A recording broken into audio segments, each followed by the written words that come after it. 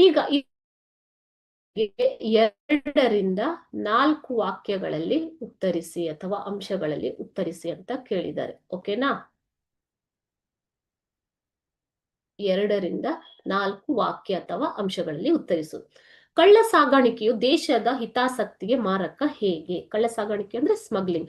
So ಸುಂಕ, ಆಮದು ಅಥವಾ ರಫ್ತು ಸುಂಕವಿಲ್ಲದೆ ಬೇರೆ ದೇಶಕ್ಕೆ ವಸ್ತುಗಳನ್ನು ಕಳಿಸುವುದು ಅಥವಾ ತರಿಸಿಕೊಳ್ಳುವುದು. ಓಕೆ, ಇದು ಅನಪೇಕ್ಷಿತ ಆರ್ಥಿಕ ಚಟುವಟಿಕೆಗಳಿಗೆ ಆಸ್ಪದ ಕೊಡುತ್ತದೆ. ಅದರ ಜೊತೆಗೆ ದೇಶದ ಕೈಗಾರಿಕೆ ಮತ್ತು ಮಾರುಕಟ್ಟೆಗೆ ಇದರಿಂದ ಹಾನಿಯಾಗುತ್ತದೆ.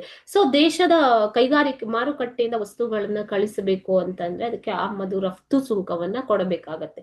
ಸೊ ಈ ರೀತಿ ಸುಂಕ ಕೊಡದೆ ಕಳಿಸೋದ್ರಿಂದ ದೇಶದ ಮಾರುಕಟ್ಟೆಗೆ ಹಾನಿಯಾಗುವ ಸಂಭವ ಇರುತ್ತೆ. ರಾಷ್ಟ್ರೀಯ ಹಿತಾಸಕ್ತಿಗೂ ಕೂಡ ಈ ಕಳ್ಳ ಸಾಗಾಣಿಕೆಯು ಮಾರಕವಾಗಿದೆ.